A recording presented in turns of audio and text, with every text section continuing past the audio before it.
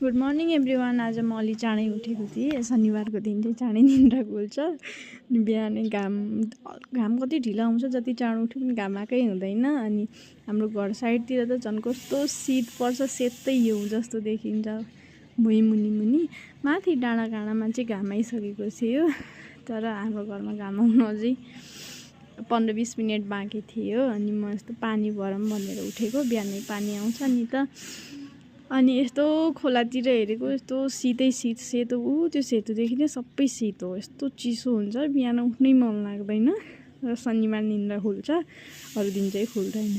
अलिअलि घाम आउन लागेको थियो अनि सबै उठिसक्नु भएको थियो। अनि मैले चिया बनाएँ, सबैलाई चिया दिएँ। घाम आइसकेपछि सबै माथि आउनुहुन्छ। अनि म पनि चिया खाएँ गुडसँग। अनि खानाको तयारी गर्न लागेँ।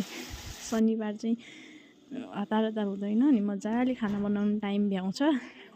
तरकारी छैन रहेछ, अनि म एकछिन अगाडि पसलतिर गएर काउली लिएर आएँ। अनि घर आइसकेपछि हिजो राति मैले खाना खाएको थिएन, अनि भोक लागिरहेको थियो। अनि बिस्किट पाएँ, अनि बिस्किट खाँदै थिएँ। मेरो बारी हेरिरहेको थिएँ। बारीमा अलिअलि मेथी उम्रिराखेको थियो, मेथी पालङ्गो उम्रिरहेको थियो। अरू केही पनि भएको छैन। मेरो बारी कहिले हो कहिले हुने तरकारी। अलिअलि पालङ्गोहरू भएको छ।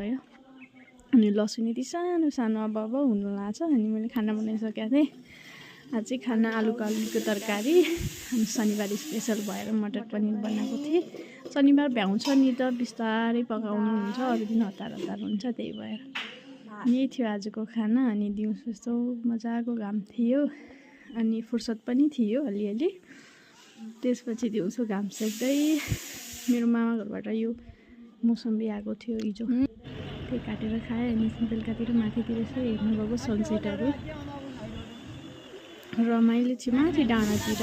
राम्ररी त देखिएन, रुखहरूले गर्दा काम पनि थियो। अनि सनसेटै हेर्नु चाहिँ गएको होइन। अनि घर आएर साँझ मासु पकाउने तयारी गर्दै थिएँ। Thank you for